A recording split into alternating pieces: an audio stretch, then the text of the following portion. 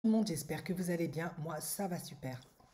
Comme vous le savez tous, aujourd'hui, on peut rencontrer son homme alpha à la fac, à l'université, près de chez soi, dans son milieu professionnel. Mais actuellement, de plus en plus, on le rencontre sur des applications, des sites de rencontres. C'est comme ça. Et voilà. Donc, je me suis dit, en discutant avec un certain nombre de femmes que j'ai pu coacher, qui utilisent ce moyen pour rencontrer un homme alpha, je me suis dit qu'il pourrait être intéressant de faire une vidéo afin de savoir comment reconnaître que l'homme que j'ai rencontré sur une application est vraiment le bon. Quels sont les signes, quelles sont les pistes qui pourront me faire comprendre et sentir que c'est celui que je dois garder et non que je dois nexter. Alors, je vais vous donner le premier point, bien évidemment. Alors, le premier point, c'est qu'il est très ouvert à toi. Il te parle vraiment avec honnêteté, avec sincérité. Il n'a pas de secret pour toi, ou alors il en a, mais vraiment, c'est vraiment pas des secrets qui auront un impact sur votre vie terrible, énorme. Il t'introduit à sa famille au bout d'un certain temps. Bien évidemment, si vous écoutez cette vidéo et que vous vous dites ça doit se faire au bout de 2 mois, 3 mois, c'est possible. Il y a vraiment des miracles, des cas exceptionnels, mais il faut se donner quand même un intervalle. Moi, je pars du postulat, on va dire entre 1, 2, 3 ans selon les profils. Et voilà. S'il ne fait pas tout ça, il te fait perdre ton temps, c'est peut-être pas le bon, mais en tout cas, c'est quand même un gros signe. Voilà. Il doit être ouvert, il doit quand même ne pas avoir de secrets, du moins pas des secrets extrêmement perturbants. Et il doit t'introduire à sa famille. Voilà. Ensuite, le deuxième point, il te parle de son travail. Oui, il y a certains hommes qui sont très réticents à parler de leur travail pour diverses raisons. Ils ne donnent pas de détails. Alors moi, je trouve qu'au bout d'un moment, lorsqu'on a commencé à dater un gars et que ça a bien matché, s'il ne te parle toujours pas de son travail, il te dit juste j'ai un emploi stable, mais il ne rentre pas dans les détails. Il ne te dit pas non plus, bon, bien évidemment, il n'a pas à te dire absolument tous les actifs qu'il a, mais à un moment donné, il doit quand même être transparent sur un certain nombre de choses pour que tu puisses te faire une idée, pour que tu puisses te projeter, pour que tu puisses te rassurer.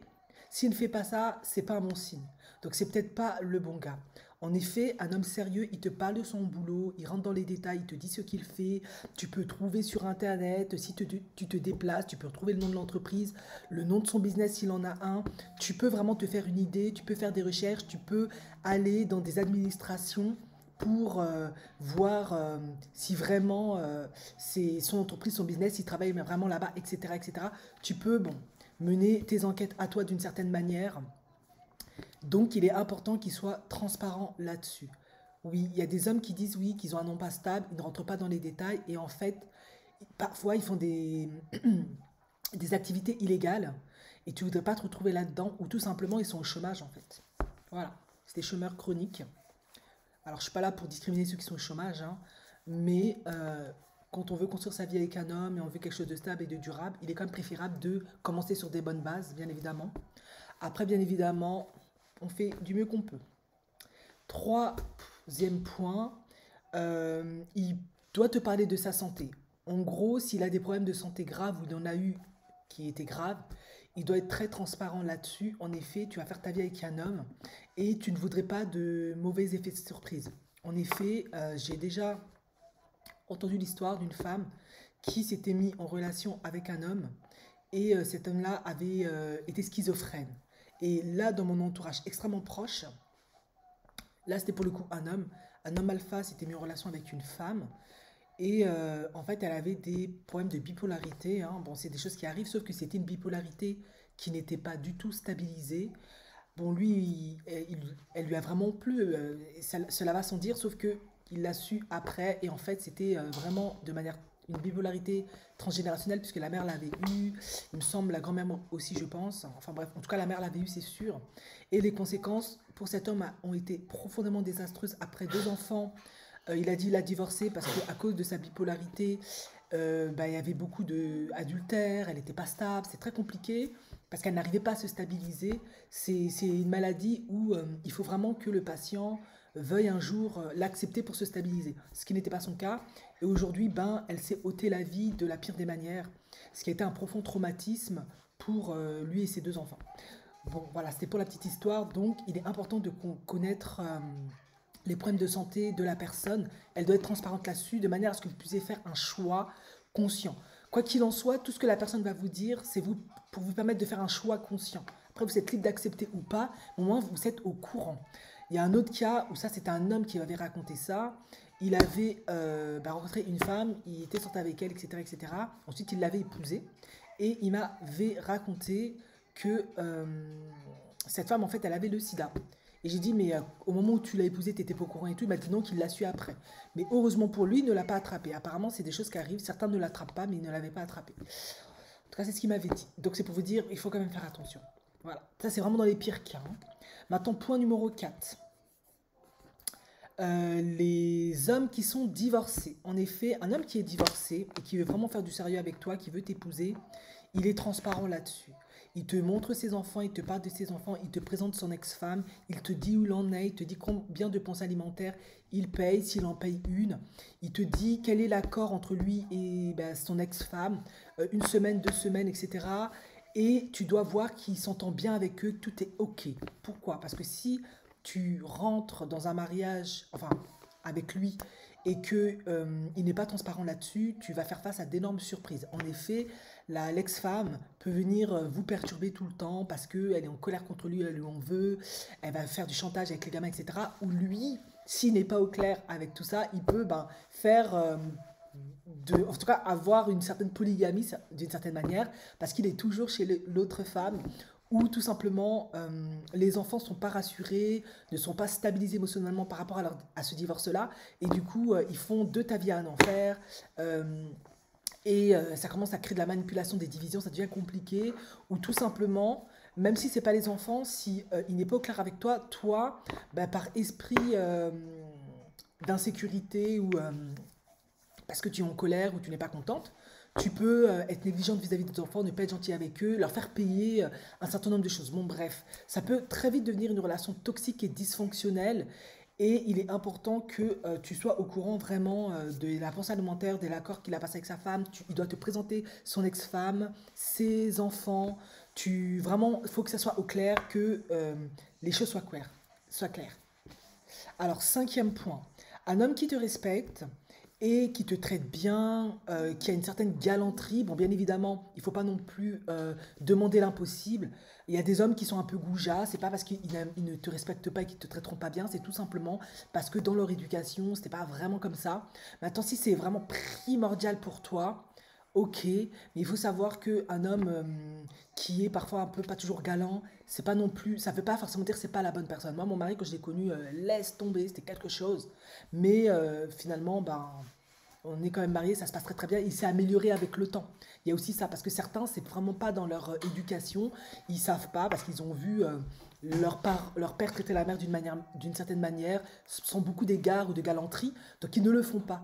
Mais si tu leur fais comprendre que c'est ce que tu veux, ils peuvent s'adapter à toi. Donc il faut faire attention à ça. Mais c'est vrai qu'en l'occurrence, un homme qui te traite pas bien, qui est toujours maladroit, qui fait toujours des blagues vulgaires, qui portent atteinte à ton intégrité, à toi, où c'est très lourd, c'est vraiment très...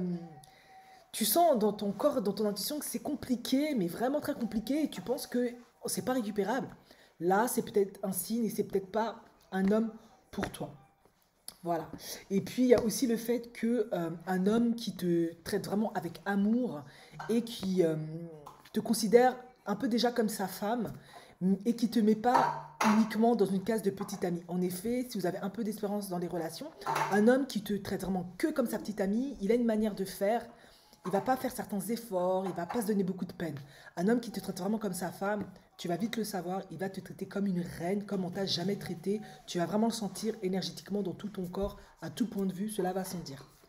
Point numéro 6. Un homme qui ne te demande pas sexuellement, en tout cas, ça c'était le point, c'est la partie sexe. Hein. En effet, nous sommes des adultes, à un moment donné vous êtes un couple, vous allez être amené à avoir des rapports sexuels, cela va sans dire.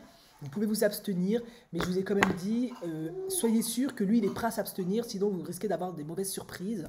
Voilà, il faut quand même un certain délai avant d'avoir des rapports sexuels, mais il ne faut pas non plus que ça soit trop long. Après, chacun ses croyances, chacun sa manière de faire, mais il faut être au clair, il faut être communicante, il faut vraiment lui dire vos intentions, il accepte ou il n'accepte pas. Mais ce qui est sûr, c'est qu'un homme qui vous demande des choses tordues, qui a des fantasmes complètement fous, qui ne vous plaisent pas et qui les veut à tout prix, c'est peut-être pas un homme pour vous. C'est vraiment un signe clairement. Un homme qui vous aime, il vous traite bien et il a des rapports avec vous sains, harmonieux, adéquats, qui vous correspondent à tous les deux. Et tu te sens bien et épanoui avec lui pendant l'acte, etc. Tu n'as pas l'impression d'être un objet sexuel. En effet, s'il commence à te traiter comme un objet sexuel, ça va pas le faire. En effet, il y a certains hommes, il y a plein d'histoires comme ça, qui parfois veulent un plan à trois ou qui veulent de l'échangisme, etc. Si tu n'es pas ouvert à ça et que lui c'est très très important pour lui et qu'il insiste et qu'il te fait sentir que si tu n'adhères pas à ça, ça n'ira pas plus loin, c'est peut-être pas un homme pour toi. Un homme aussi par exemple qui veut la sodomie et toi c'est pas du tout ton truc parce que t'aimes pas ça, parce que ça te dit rien, parce que t'es pas dans tes croyances et tes valeurs. S'il insiste et te fait comprendre que ça n'ira peut-être pas plus loin si tu n'acceptes pas, c'est peut-être pas un homme pour toi. Voilà. Septième point, un homme qui ne t'accepte pas avec tes défauts et tes qualités. Bien évidemment, il faut comprendre. On a des défauts et des qualités et l'objectif, c'est de mettre de l'eau dans son vin, de faire des efforts, de s'améliorer pour quand même que l'autre se sente à l'aise. Si tu as des défauts qui sont tels que claquer de l'argent, etc., faut pas aller lui demander de t'accepter comme t'es. Même moi, je lui dirais de ne pas te prendre. Faut arrêter. Ce n'est qu'un exemple comme ça. Ou si par exemple, tu as des défauts qui consistent à être extrêmement ordurière, très violente, agressive, mais tout le temps, constamment, à un moment donné, c'est pas un défaut, c'est une blessure intérieure, il faut aller la régler. Donc voilà, ça, il faut faire attention à ça. Et bien sûr, un homme qui t'accepte avec tes enfants, que tu en aies un, deux, trois, cinq, ça aussi c'est un bon signe. Un homme qui te demande de renoncer à tes enfants, ça c'est pas un très bon signe. Un homme qui te demande, parce que tu n'as pas eu d'enfant encore ou tu ne peux pas en avoir, en tout cas tu n'en as pas eu encore, et qui te challenge par rapport à ça, il a du mal à accepter ça, c'est peut-être pas un bon signe et c'est peut-être pas l'homme pour toi. Car il est probable qu'un jour, tôt ou tard, il te quitte pour une autre qui lui correspond mieux, on va dire ça comme ça. Il doit t'accepter comme tu es. Même ta famille, ton père, ta mère, etc., il doit vous accepter comme vous êtes, mais il faut quand même faire attention. Parce que je connais, quand on dit ça aux femmes, elles abusent. Tu dois quand même avoir l'humilité de reconnaître que ta famille est aussi dysfonctionnelle. Si tu viens d'une famille dysfonctionnelle, une famille de cassos qui sont extrêmement problématiques, tu dois quand même le reconnaître. Pourquoi? Parce que si tu n'as pas l'humilité, la conscience de le faire et que tu ne rectifies pas certaines choses ou que tu ne prends pas certaines décisions en amont, à long terme, ça va lui peser. Et là, ce ne sera pas qu'il ne t'accepte pas, c'est tout simplement ta famille, elle est problématique. Ta famille, c'est vraiment une famille de voyous, de gangsters, de gens qui sont perchés, des sociopathes, des psychopathes, ou des gens qui sont extrêmement violents, ou je ne sais pas quoi, des gens qui viennent que vous gratter du matin jusqu'au soir, qui ne veulent pas bosser, qui veulent juste vivre à votre crochet, et toi tu continues à te dire qu'ils sont géniaux et qu'ils doivent faire avec. Je ne suis pas d'accord. Tu dois quand même, voilà, certaines personnes après trouvent des solutions, elles ont leur famille, mais elles font le choix, parce qu'ils sont trop dysfonctionnels, problématiques, de mettre un peu de distance ou de les voir beaucoup moins, ou voir carrément pas du tout. Voilà, c'est aussi un choix, il faut aussi parfois voir son environnement et voir si l'environnement est toxique, bien pour soi ou pas. Voilà, mais quoi qu'il en soit, il doit quand même vous accepter avec votre bagage, vous l'avez compris. Huitième point. Un homme qui n'est pas du tout compliqué, qui te rend la vie facile, qui est facile à vivre, ça c'est aussi un bon signe. Vraiment, c'est un homme qu'il faut envisager à garder. En effet, un homme en fait qui n'est pas très intéressé, qui n'est pas motivé, qui n'est pas très investi, il va être très compliqué, il va être chiant, il ne sera pas dispo, il va vraiment te faire compliquer la vie.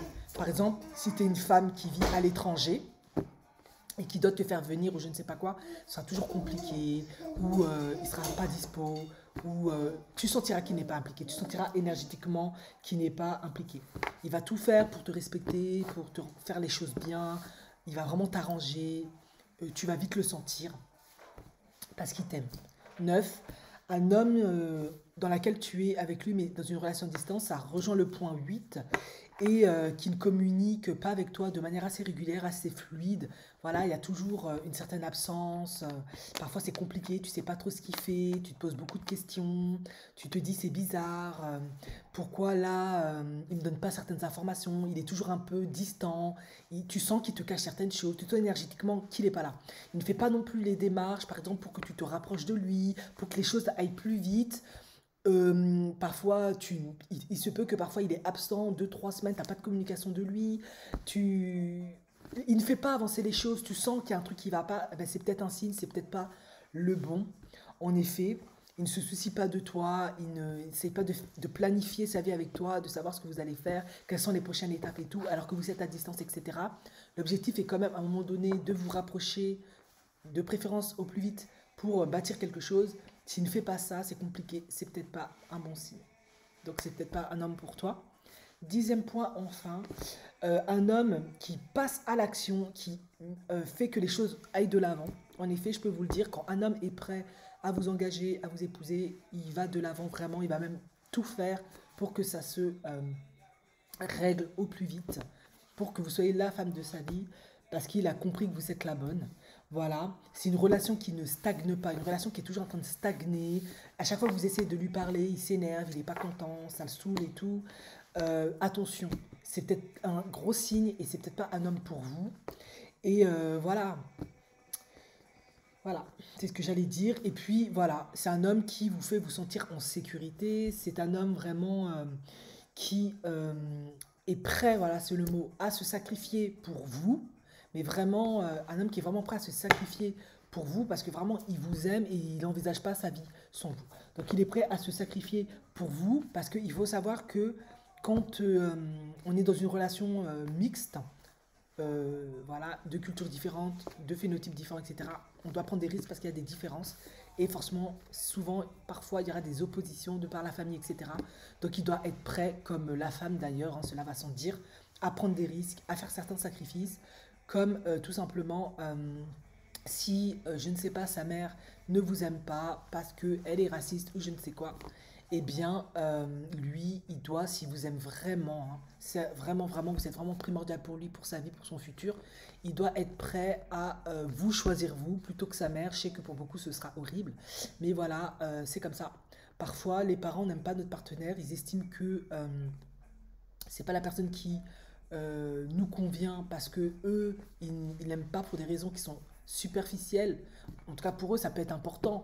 Genre, elle est noire, voilà, etc. Mais dans le fond, si on regarde bien, euh, c'est pas ça qui va déterminer votre amour, votre avenir en fait. Si vous n'êtes pas une reprise de justice qui a commis des crimes atroces ou je ne sais quoi qu'est, si vous n'avez pas des comportements complètement déviants, etc. Voilà. Mais si vraiment, par exemple, c'est pour ça, parce que voilà, il y a plein d'histoires comme ça où des hommes ont choisi leur femme au détriment de leurs parents parce qu'elle était noire, ils étaient racistes, ils ne voulaient pas, donc ils ont quand même fait le choix par amour.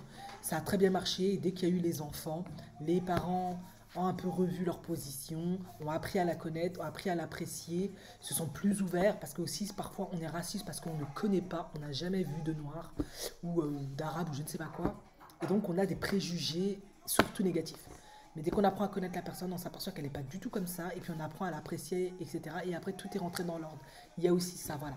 Donc vraiment, le mot d'ordre, c'est qu'il doit vous faciliter les choses, il doit vraiment être prêt pour vous, vous mettre en sécurité, vous faire vous sentir bien, et vous devez voir que les choses ne stagnent pas, vont de l'avant. Voilà.